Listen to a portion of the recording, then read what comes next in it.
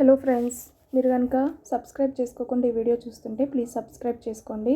అలాగే లైక్ చేయడం మర్చిపోకండి. రాయ్ రెడ్డప్ప, అసలు నువ్వు నా కొడుకువేనా? నిన్నొకడు కొడితే చేతకాని వాడిలా చేతులు ముడుచుకొని వచ్చేస్తావా? వెళ్ళి వాడికి 4 తగిలించిరా. వీలైతే వాడిని చితకబాదిరా. అప్పుడే నువ్వు నా కొడుకు అనిపించుకుంటావు. మీసాలు మెలేస్తూ చెప్పాడు తండ్రి వెంకటాచలం. ఏమండి, చిన్నపిల్లవాడికి ఇలాగేనా చెప్పించేది? వాళ్ళు చిన్నపిల్లలండి. ఈరోజు కొట్టుకుంటారు, రేపు కలిసిపోతారు.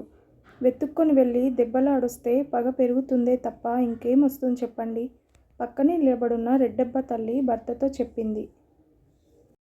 వసంత భార్యను చూసి గట్టిగా అరిచిన రెడ్డప్ప తండ్రి వెంకటాచలం, ఆపుతావా నీ పిరికి మాటలను? వాడు నా కొడుకే, నాలాగా వీరుడుగా అవ్వాలి, అంతేకాని నీలాగా భయస్థుడవ్వకూడదు అన్నాడు. వీరుడై మీరేం సాధించారు? ఆస్తులు సంపాదించారా? సంఘంలో గౌరవ మర్యాదలను సంపాదించారా? లేదే, విరోధులను సంపాదించుకున్నారు, గొడవలను సంపాదించుకున్నారు. వీటి వలన ఏం లాభం చెప్పండి? మీలాంటి బ్రతుకే వాడు బతకాలా? వద్దండి, అలాంటి పాఠాలు వాడికి నేర్పకండి అని చెప్పింది. వాణ్ణి అడ్డు పెట్టుకొని నన్ను మందలిస్తున్నావా?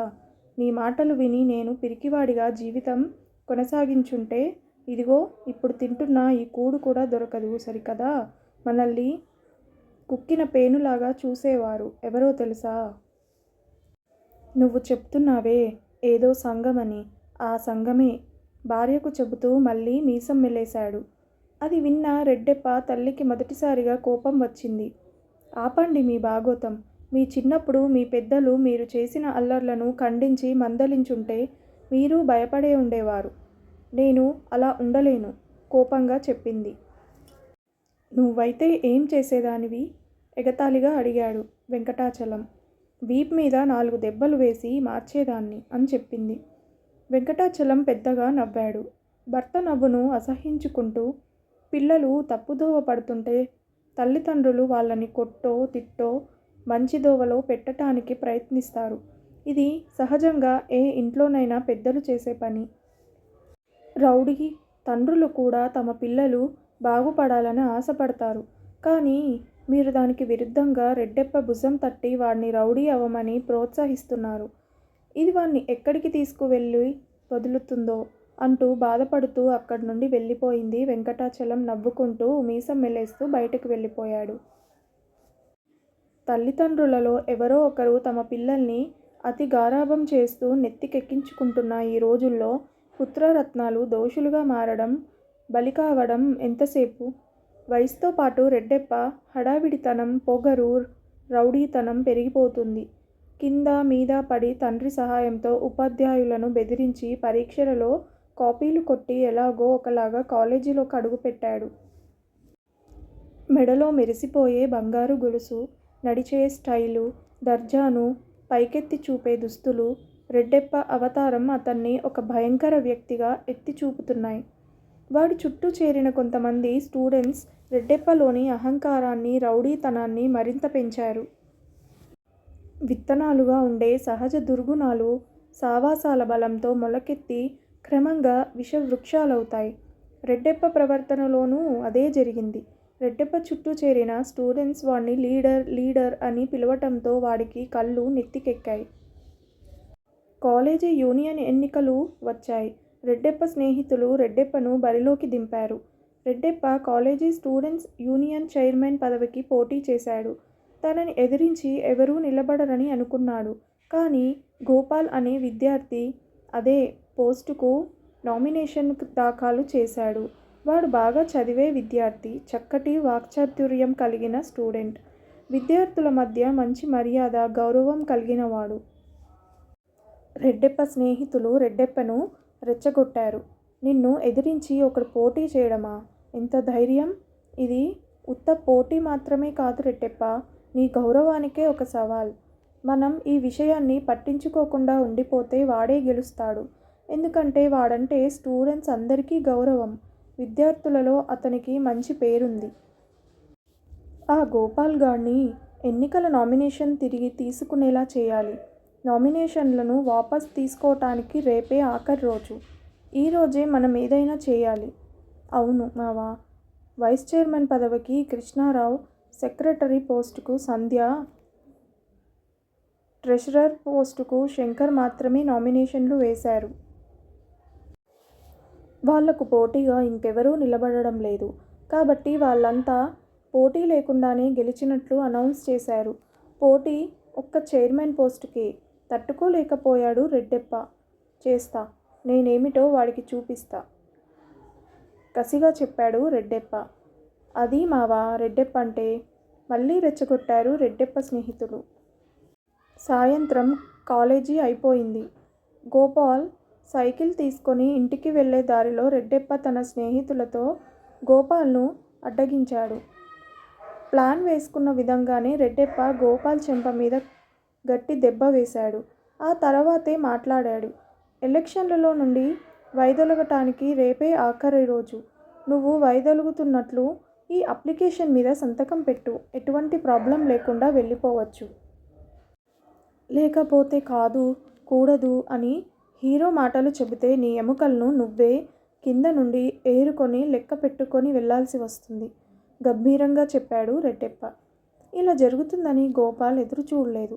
దెబ్బ తగిలిన చెంప మీద చేత్తో తుడుముకుంటూ కింద పడిపోయిన సైకిల్ను పైకెత్తి నిలబెట్టి బెదురు చూపులతో రెడ్డెప్ప గుంపును చూస్తూ, నేను గొడవలు పెట్టుకోవడానికి కాలేజీకి రాలేదు నిదానంగా చెప్పాడు.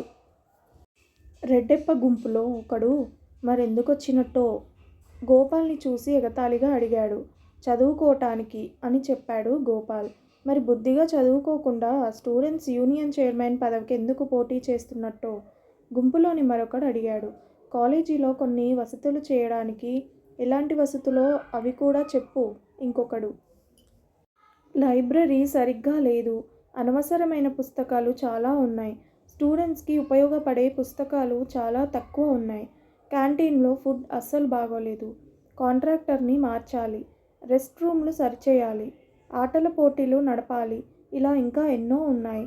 మాట్లాడుతున్నప్పుడు దవడ నొప్పి పుట్టడంతో చెప్పటం ఆపాడు గోపాల్. చదువుకోవడానికి వచ్చిన వాడివి వీటిని సరిచేయడానికే సమయమంతా కేటాయిస్తే చదువు ఎలా సాగుతుంది? అవన్నీ మేం చూసుకుంటాం. నువ్వు ఈ ఫామ్ మీద సంతకం పెట్టు చివరగా మాట్లాడాడు రెడ్డెప్ప. ఈ సినిమా టైపు గొడవని ఎదురుచూడని గోపాల్ ఇంకేం మాట్లాడకుండా రెడ్డెప్ప చాపిన ఫారం తీసుకొని సంతకం పెట్టి తిరిగి ఇచ్చేశాడు.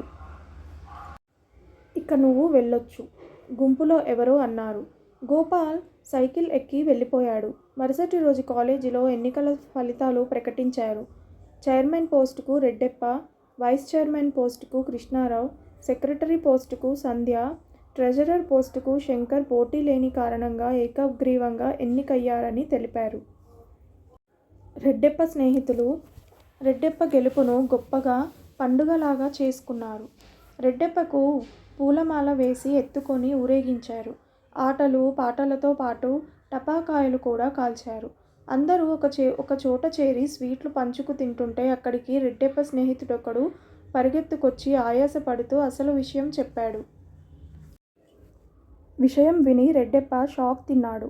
సెక్రటరీ పోస్టుకి పోటీ చేసి గెలిచిన సంధ్య తన పదవికి రాజీనామా చేసిందట. అందరూ తింటున్న స్వీట్లను వెనక్కి పెట్టుకున్నారు. రెడ్డెప్ప చేతిలోని స్వీట్ అతనికి తెలియకుండానే చేజారి కింద పడిపోయింది. ఏమిట్రా వాగుతున్నావు?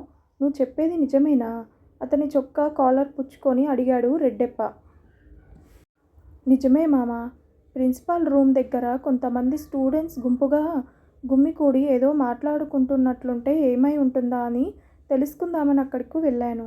ఎందుకు గుమ్మికూడారని అడిగాను. సెక్రటరీ పోస్టుకు సంధ్య రాజీనామా చేసిందట. చాలామంది స్టూడెంట్స్ వెళ్ళిపోయింటారు కాబట్టి ఈ సంగతిని రేపు ప్రకటిద్దామని ప్రిన్సిపాల్ చెప్పినట్టు ఆఫీస్ ప్యూన్ చెప్పాడట. సంధ్య ఎందుకు రాజీనామా చేసుంటుందబ్బా? బుర్ర గోక్కుంటూ తనలో తాను అనుకుంటున్నా అది అందరికీ వినబడింది. దానికి కారణం చెప్తే నువ్వు తట్టుకోలేవు మావా. అంటే ఎందుకు రాజీనామా చేసిందో తెలిసిపోయిందా? ప్యూన్ అది కూడా చెప్పాడా? ఏమిటా కారణం అని అడిగాడు రెడ్డెప్ప. గోపాల్ చైర్మన్గా గెలుస్తాడని నమ్మకంతోనే సంధ్య సెక్రటరీ పోస్టుకు నిలబడాలనుకుందట. నువ్వు చైర్మన్గా ఎన్నికయ్యావు కనుక సంధ్యకు సెక్రటరీగా ఉండటం ఇష్టం లేదట. ఇదే విషయాన్ని తన రాజీనామా లేఖలో రాసిందట.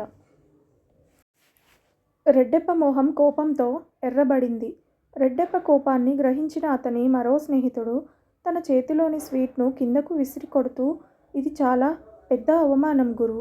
ఇలా గర్వంతో చెలరేగే సంధ్యకు బుద్ధి వచ్చేట్లు చేయాలి. అరే, నీ గురించి తెలిసి కూడా ఇలా చేసిందంటే దానికి ఎంత పొగరు.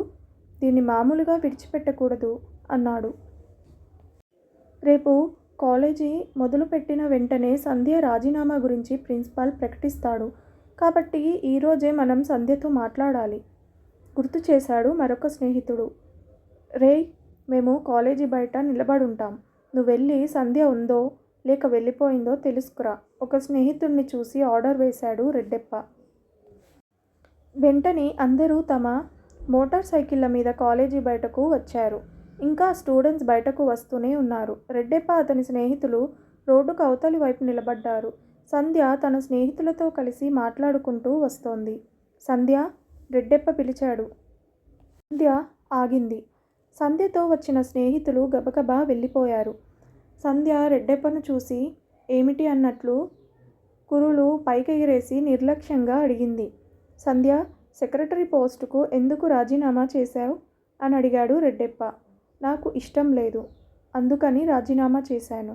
మొదట్లో ఎందుకు ఇష్టపడ్డావు? సెక్రటరీగా ఉండాలని అప్పుడు అనిపించింది. నేను చైర్మన్ అయినందువలన నీకు సెక్రటరీగా ఉండటానికి ఇష్టం లేదు కదూ.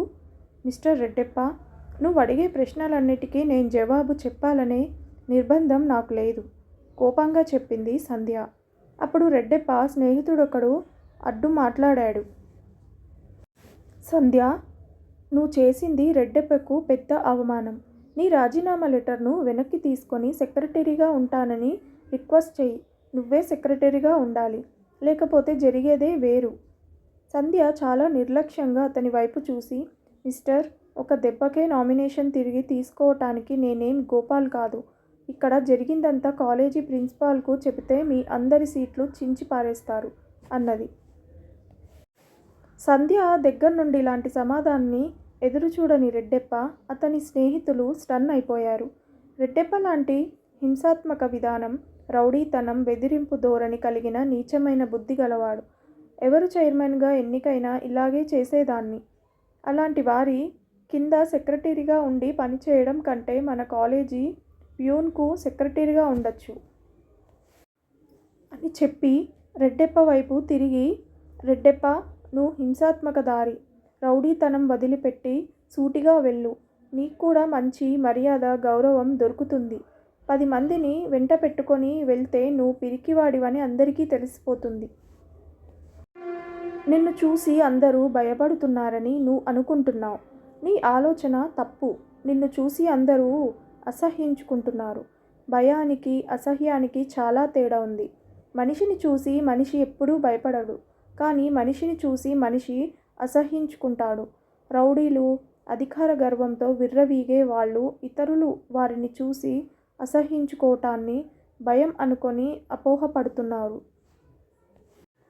బురదలో రాయేస్తే మళ్ళీ తమపైనే బురద పడుతుందని నీలాంటి వారి నుండి తప్పుకు వెళ్తున్నారు. పక్కకు వెళ్ళి థూ అని ఉమ్మేస్తున్నారు. మనిషివే, వాడు సంఘజీవి. సమాజంలో ఉన్నంత వరకు తల్లిదండ్రులను, ఇతర కుటుంబ సభ్యులను, సాటి మనుషులను ప్రేమించాలి. దానివలన మాత్రమే సుఖం, శాంతి, గౌరవ మర్యాదలు లభ్యమవుతాయి.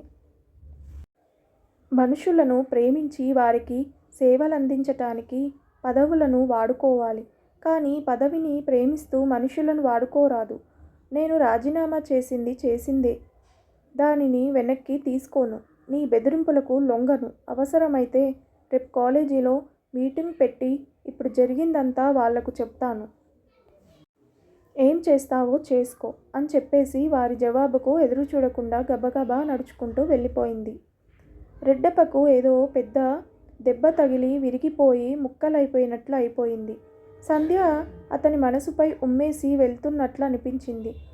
మెల్లిగా తన చుట్టూ చూశాడు. అంతవరకు తనతో ఉన్న స్నేహితులు కనబడలేదు. మనసు చివుక్కుమన్నది. బైక్ స్టార్ట్ చేసి నెమ్మదిగా ఇంటివైపు పోనిచ్చాడు. ఇంటికి వెళ్ళిన రెడ్డెప్ప దేని మీద మనసును లగ్నం చేయలేకపోయాడు. మనసులో అగ్నిపర్వతం బద్దలై ముక్కలైనట్లు ఫీలింగ్. తన జీవితంలో తాను ప్రవర్తించిన ప్రవర్తనల తీరును తిరిగి తిరిగి ఆలోచించాడు. కాలేజీలో తాను గెలిచినట్లు ప్రకటించినా తనకు దొరికింది ఒక పెద్ద ఓటమేనని గ్రహించాడు. తల్లి భోజనానికి రమ్మన్నా నాకు ఆకలిగా లేదని చెప్పాడు. రాత్రి 12 దాటినా రెడ్డెప్పకు నిద్ర పట్టలేదు. మరుసటి రోజు కాలేజీలో అతన్ని అందరూ ఎలా చూస్తారో ఊహించుకున్నాడు. అసహ్యంగా చూసేవారే ఎక్కువ మంది కనపడ్డారు. ఆ అగ్నికణాలను ఎదుర్కొనే శక్తి అతను కోల్పోయినట్లు కాలేజీ ప్రిన్సిపాల్ తనను పిలిచి డిస్మిస్ ఆర్డర్ చేతిలో పెట్టినట్లు, అది తీసుకొని బయటకు వస్తుంటే సంధ్యతో సహా అందరూ అతని మొహంపై ఉమ్మేస్తున్నట్లు ఊహించుకున్నాడు. ఆలోచించను అతని మనసులో అడవి మంటలు పెరిగాయి. అంతవరకు నేనే గెలిచేనన్న అతని ఆనందం ఆ మంటల్లో పడి మసైపోయింది. నిన్ను చూసి అందరూ భయపడుతున్నారని నువ్వు అనుకుంటున్నావు. నీ ఆలోచన తప్పు. నిన్ను చూసి అందరూ అసహ్యించుకుంటున్నారు. నువ్వొక విషయం గుర్తుంచుకోవాలి. విజయం ఒంటరిగానే సాధించాలి. ఇలా నలుగురు పనికిమాలిన వెధవల్ని వెంటేసుకొని అందర్నీ బెదిరించి విజయాన్ని సంపాదించలేవు.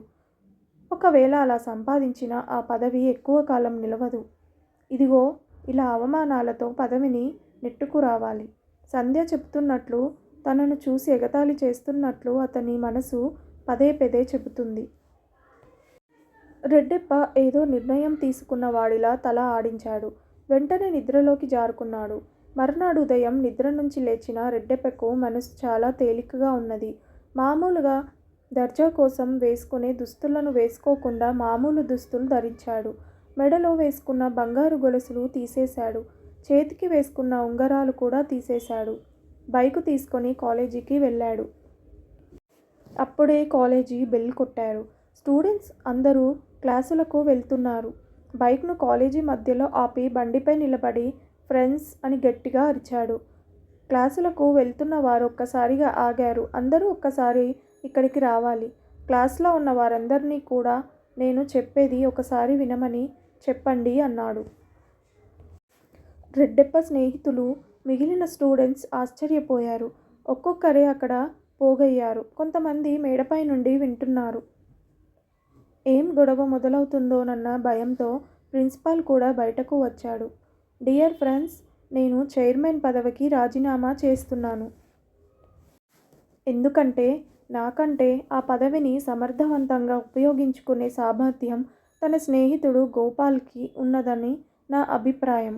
కాలేజీలో ఎన్నో వసతులు విద్యార్థులకు కల్పించాలని, దానికోసం ఏమేమి చేయాలో పనుల పట్టిని నా దగ్గర వివరించాడు.